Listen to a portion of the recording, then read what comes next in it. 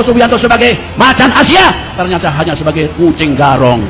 Hampir 70% menterinya adalah menteri-menteri Jokowi, betul? Apakah kita terima? Apakah kita terima? Siap berjuang? Kita harus berani mengatakan yang hak adalah hak, yang salah adalah salah, yang batil adalah batil.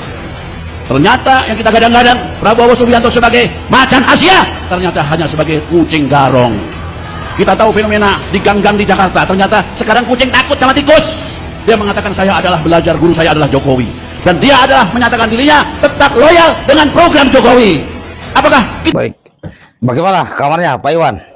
Alhamdulillah sehat ya, sehat. Nah, dalam beberapa hari capek, walaupun beberapa hari yang lalu kita kepanasan sama-sama di Jakarta.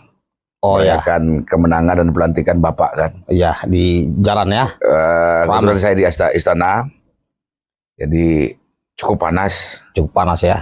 Tapi kita senang, bahagia, terharu. Ya, karena yang sudah kita tunggu selama 20 tahun kan. Iya, alhamdulillah. Alhamdulillah.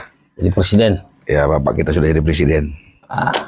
Mudah-mudahan ke depan dengan cita-cita Pak Prabowo, ya hilirisasi dan sebagainya, ini akan segera terwujud. Amin, amin, ya. amin. Pastikan sebagian melanjutkan juga program Pak Prabowo yang bagus-bagus kan, Pak Jokowi yang bagus-bagus kan. Ya pasti. Nah, apa ada situasi yang berkembang saat ini?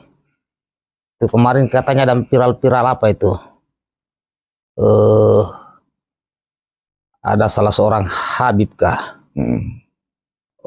Menghina Pak Prabowo. Oh, yang Habib Muhsin. Oh, Habib Muhsin ya? Habib Muhsin ya. Gimana Habib itu? Jadi gini, Habib Muhsin ini sebenarnya kawan saya, ya. Dari 2014, 2019 pun beliau itu berjuang bersama saya. Ya. Ya. Jadi saya tahu persis lah bagaimana Habib Muhsin ya. Setelah itu, yang mengajak kami turun ke jalan pun, ya beliau. 2019 itu. 2019 yang ngajak turun ke jalan pun beliau. Oh, Habib ya. Habib Muhsin ini. Nah, cuma ketika kami turun ke lapangan, beliau di mana? Begitu kami ditangkap. Oh ya, yang dulu ditangkap itu ya. Terkait kerusuhan Bawaslu, ya. Beliau di mana? Dan selama kami 1 tahun di penjara pun, ada nggak empati dan pedulinya Habib Muhsin kepada kami? Tidak ada sama sekali. Ya, jadi sudahlah ya, Habib, saya hormat dengan Habib. Cuma sudahilah ya, sudah capek lah ya. Jangan terus provokasi anak-anak bangsa untuk saling bermusuhan ya, untuk saling bermusuhan ini. Iya. Capek ya. Jangan provokasi kami untuk kembali ke jalan. Ujung-ujungnya begitu kami kena masalah pun, yang bertanggung jawab siapa? Ada saudara anak bangsa yang dikurung bareng saya. Mana pedulinya orang-orang yang sudah mengajak kami turun ke lapangan, turun ke jalan? Nggak ada. Terus apa alasannya yang membuat orang turun ke jalan terkait pemerintahan yang baru ini, Pak Prabowo? Iya, makanya saya bilang kan begini. Pak Prabowo ini kan seorang negarawan ya. Ya. Dia selalu mengorbankan kepentingan-kepentingan kecil dan lebih memilih kepentingan-kepentingan besar demi kemaslahatan dan kemakmuran kesejahteraan seluruh rakyat Indonesia. Sementara kalau Habib ini memprovokasi, tidak ada lain, tidak bukan, tujuannya cuma apa? Membuat situasi dan suasana yang sudah kondusif ini menjadi saling perpecahan lagi. Ini bahaya untuk kesatuan dan persatuan bangsa Indonesia. Dan saya tidak sepakat ya. Kita berikan kesempatan Pak Prabowo untuk menata semuanya lebih baik. Iya. Ya. Jadi nggak usah diganggu dengan hal-hal seperti ini. Ya. Pak Prabowo ya itu memilih jalan dengan mengorbankan rasa ego dan sakit hati semata-mata apa, untuk apa coba? Untuk kemajuan bangsa dan negara ini. Ya. Sementara kalau Habib Muhsin memandang dari salah satu sisi ketidakpuasan dari mereka atau golongannya terhadap kebijakan-kebijakan Prabowo yang diambil, yang dianggap mereka tidak berpihak kepada mereka. Gak mungkin kepentingan minoritas yang kecil ini, kepentingan lebih besar akan terkalahkan. Pak Prabowo lebih memilih bangsa negara daripada kepentingan individu, gitu loh. Iya. Itu makanya saya nggak sepakat dengan Habib Muhsin. Dan saya ingat, Saya masuk dan turun ke lapangan, turun ke jalan, karena saya nggak terima ketika bapak saya dihinakan. Ya kan? Ya. Justru sekarang yang menghina orang yang saya hargai, saya hormati sebagai Habib. Ya. Seharusnya dia memberi pembelajaran kepada umat dong.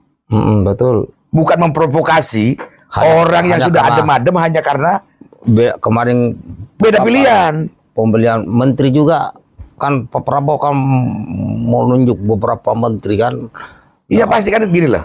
Pak Prabowo pasti menunjuk menteri-menteri berdasarkan pertimbangan-pertimbangan taktis dan strategis. Betul. Untuk kepentingan bangsa, ya. Gitu loh. Memang kita semua ini komponen masuk kementerian ini kan macam-macam ini. Ada dari partai politik, ada profesional. Ya. Tapi ingat ya, Pak Prabowo milih pejabat, seseorang menjadi pejabat negara, kan berdasarkan hitung-hitungan. Betul. Taktis, strategis, profesional. Ya. Nggak bisa hanya karena kedekatan, karena kesukaan diakomodir tanpa punya kemampuan. Betul. Gitu loh. Betul kali. Jadi sekali lagi saya menghimbau kepada Habib Muksin yang saya hormati, Bib, sudahlah ya. Nggak usah lagi memprovokasi begini, ya. Sudah tua lah, Bib. Kita sama-sama tua, Bib. Sudah. Ya, kita bekerja sesuai bidang masing-masing. Kalau Habib bicara umat, ya berbagi umat. Tapi jangan menganjurkan untuk kembali turun ke jalan. Iya. Nanti lari lagi. Ya? Jadi sebenarnya begini. Pak Prabowo ini kan belum bekerja. Pak Prabowo kan baru saja dilantik dan menentukan kabinetnya. Ya. Dan ini udah mulai ada yang ribut-ribut lah masalah jatah menteri atau siapa di dalamnya. Yang jelas ada doktrin Pak Prabowo kepada kita semua dan seluruh Indonesia. Ya, kalian yang menghina Pak Prabowo dipersilahkan. Ya, Pak Prabowo tidak akan membalas kalian. Ya, tetapi terkadang pengikut-pengikut setia Pak Prabowo ini tidak terima. Ya, tidak terima. Bapaknya dibuat seperti itu, dihina, direndahkan. Dan semoga saja kita semua ya loyal Pak Prabowo tetap memegang teguh doktrin Pak Prabowo untuk tidak membalas hinaan orang lain. Ya. Ya. Dan kecuali sudah kelewat batas kali ya. Udah kelewat batas kali ya. Tapi tetap kita gunakan ranah hukum. Ya makanya itu saya yang pegang ucapan Bapak Prabowo cuma satu. 1000 kawan kurang, satu musuh terlalu banyak. Betul. Ya. Apalagi Habib Muksin ini kan iya kawan seperjuangan saya. Masa kita harus berbenturan? Saya juga sering sama-sama beliau kalau ada aksi di Monas kan, ingat nggak? Monas, gitu. Saya sering sama beliau. Iya kita turun bareng kan. Tapi saya kaget melihat video itu. Loh, ini Habib yang saya kenal ini kok begini. Ya, ya kan sangat disayangkan. Gitu loh. Dan banyak sedikitnya ada orang terpengaruh di dalamnya. Itu pasti itu. Rusaklah otaknya di situ. Jadi seharusnya ya ini bukan menggurui Habib ya. Sebagai keturunan Nabi, sebagai seorang Habib, itu harusnya itu membuat sejuk. Yang menyampaikan kepada orang bawahnya bukan membenci orang. Jangan sampai menanamkan kebencian kepada orang lain. Itu. Karena apa? Habib itu kan pasti banyak pengikutnya lah, khususnya umat Islam. Tapi jangan sampai umat Islam ini yang malah pengikut ini gitu. Terpecah belah dan mereka saling menghina. Harusnya pemersatu, karena kita udah tahu bahwa Pak Prabowo sendiri ya bukan, Pak Prabowo ini bukan Habib, bukan keturunan Nabi, tapi beliau sudah menjalankan banyak sekali sunnah-sunnah Nabi. Ya itu saya setuju, itu sepakat saya itu. Dengan tingkah laku, dengan tindakan. Ya diantaranya mempersatukan orang, mempersatukan umat dari berbagai kalangan. Nah, ini sudah dilakukan oleh Pak Prabowo. Jadi kepada saudara-saudaraku, kalau saya pribadi, ya banyak Habib terkenal yang saya kenal dan mereka hebat-hebat. Nah, saya hanya berpikir kalau itu baik saya ikuti, yang tidak baik saya tidak ikuti, dan saya tetap menghormati namanya Habib. Ya. Nah, cuma sangat disayangkan kalau ada seorang Habib yang menanamkan kebencian kepada umat untuk orang lain. Nah, seperti itu. Ya. Ya makanya saya sepakat dalam arti begini nih. Kita menghargai dan menghormati Habib ya, terutama Habib Muhsin ini. Yang saya bilang tadi, dari 2014, 2018, 2019, itu kan berjuang bersama-sama kan? Iya. Pak Saleh juga pernah ketemu, sering ketemu kan? Nah, Kan sama-sama idola, salah satu idola saya Habib Indonesia kan HRS. Itu idola saya sampai sekarang itu HRS. ya. Imam besar itu. Selama dia di mana-mana pun saya dampingi Habib Muhsin zaman 2019 itu. Ya. Bahkan saya sampaikan, kami semua turun ke jalan ini yang ngajak siapa coba? Ya. Kalau bukan mereka-mereka ini kan? Nah, setelah kami turun ke jalan dan kami ditangkap, mereka kemana? Terus selama kami di dalam, mereka kemana pedulinya juga? Gak ada. Sekarang nongol, tiba-tiba memprovokasi lagi. Mengatakan Prabowo yang tidak layak untuk diucapkan oleh seorang Habib.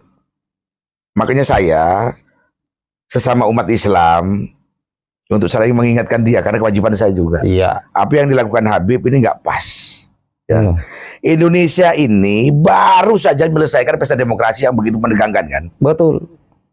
Sekarang sudah terpilih Prabowo, yang milih pun rakyat Indonesia. Berarti rakyat Indonesia menghendaki Prabowo jadi presiden. Dan karena dapat itu dari Allah Subhanahu wa Iya, itu ada campur tangannya Allah di sini. Iya. Ya. Jadi Bapak Prabowo ini dilantik aja baru kemarin tanggal 20. Iya. Belum sempat mau ini mau itu belum. Belum. Ini kan masih melantik. Malu melantik menteri, wakil menteri dan kepala bidang. Ya. Tentunya kan sangat prematur untuk mengatakan yang seperti itu ya. Kita berikan dulu kesempatan Pak Prabowo ini menunjukkan bahwa dia lebih mampu, lebih hebat. Kita support, kita dukung. Bagaimanapun Pak Prabowo ini kan orang yang sudah kita dorong dari tahun 2008, 2009, 2014, 2019. Dan alhamdulillah Allah baru mengabulkan semua doa-doa kita ini 2024. Masa kita dorong, begitu sudah jalan, mau kita hambat? Kan kasihan gitu loh. Betul. Ya. Kurang tulus bagaimana Pak Prabowo kepada bangsa dan negara ini. Kalau merasa bicara sakit hati, kita belum ada apa-apanya. Belum ada apa-apanya. Dibandingkan penderitaan beliau kan. Pengorbanan beliau. Terlalu banyak pengorbanan. Pengorbanan beliau itu dari luar batas loh. Baik materi, ya jabatan. Semua udah terlalu banyak lah, udah terlalu banyak. Jadi Pak Prabowo ini kan di sisa umur beliau ini hanya mau mengabdi kepada bangsa dan rakyat Indonesia, dan ada yang selalu melekat pada diri kita, pada pikiran kita. Pak Prabowo bilang begini, saya hanya ingin tersenyum di saat saya dipanggil oleh Tuhan. Nah, itulah yang membuat kita merinding itu. Nah, iya jarang, Bos. Pak Prabowo tidak butuh lagi untuk mencari kekayaan. Apa sih yang belum punya Pak Prabowo kan? Udah punya semua. Anak cuma satu. Iya. Ya. Dan anaknya juga kan punya potensi untuk pengembangan dirinya sendiri. Nah, ya makanya itu. Berarti kan Pak Prabowo di sisa umurnya ini, dia tidak akan mencari dunia lagi. Betul. Selain berbuat kebaikan untuk bekal dia nanti. Nah, masa orang begitu gak kita dukung, gak kita support? Makanya. Nah, makanya itulah, sudahlah. Ke siapapun juga saya himbau lah, sudahlah ya. Kita ini, Indonesia ini negara yang paling kaya di antara negara-negara lain kan. Kita lebih kaya nih. Dengan potensi sumber daya alam yang melimpah. Itu anugerah untuk kita. Betul. Berikan kesempatan Pak Prabowo untuk mengelola negara ini dengan benar. Ya. Oke. Nah, mungkin satu lagi, ya kita sudah mengikuti Pak Prabowo, dan sekarang, apalagi sekarang ada lembaga baru yang setingkat menteri, itu terkait Badan Pengendalian Pembangunan dan Investasi Khusus. Di sini saya hanya berpesan ya kepada seluruh pejabat di negeri ini yang gajinya dari rakyat, baik dari pemerintah pusat, ya, provinsi, kabupaten, termasuk DPR RI, siapapun kalian, jangan sekali-sekali kalian bermain dengan dana APBN. Kalian pasti ketangkap. Ingat itu. Kalau kalian lakukan itu, maka penjara akan penuh di negeri ini, yaitu koruptor. Kalau bisa saya sarankan itu siapkan satu pulau khusus untuk koruptor. Ya, dimiskinkan dulu, masukkan ke dalam, masukkan ke pulau yang kosong dengan keluarganya, cukup dibekali garam, ya, gula, ya, bibit padi, bibit jagung, sama alat-alat kerja tani. Ya kan? Kerjalah kau di situ. Jadi di situ namanya Pulau Koruptor Republik Indonesia. Makanya saya sampaikan juga, itu yang dimaksud Pak Saleh kan badan baru kan, badan setingkat menteri yang melakukan pengawasan dan memberi masukan-masukan kepada presiden tentang pelaksanaan pembangunan yang ada di Indonesia. Ditambah lagi memastikan bahwa APBN ini bisa nyampe ke masyarakat. Kan? Yang terakhir diberikan hak imun untuk melakukan investigasi bila ditemukan penyelewengan. Ya. Itu sangat cocok sekali. Itu bisa menggunakan semua perangkat negara, alat negara untuk melaksanakan investigasi. Berarti kita sudah wajib juga mendukung Pak Aris kan? Pak Aris kan ini senior kita. Nah, itu yang terhormat sekali itu. Ngeri, tidak sembarang itu. Pak Prabowo menunjuk sebagai pengendali, tidak sembarang. Iya, pasti makanya orang yang sudah sangat dikenal lama dan kinerjanya yang sudah sangat bagus. Kenapa? Ini adalah mata telinga Pak Prabowo yang langsung eksekusi yang sangat dipercaya. Ya salah satunya ya Pak Aris yang sangat dipercaya. Ya makanya itu tadi. Kami selalu dan bangga bahwa Pak Prabowo juga kan masih banyak ya punya anak bangsa yang memang bisa diajak bekerja sama dengan maksimal dalam melakukan pengawasan ya. Oke. Itu saja sementara ya kepada Habib Muhsin yang saya hormati, yang saya cintai dan saya banggakan, berhentilah menghina Pak Prabowo maupun yang lain, tapi ajaklah umat untuk tidak membenci siapapun. Itu saja permintaan dari kami. Ya, Beb, salam hormat Beb ya. Assalamualaikum. Waalaikumsalam.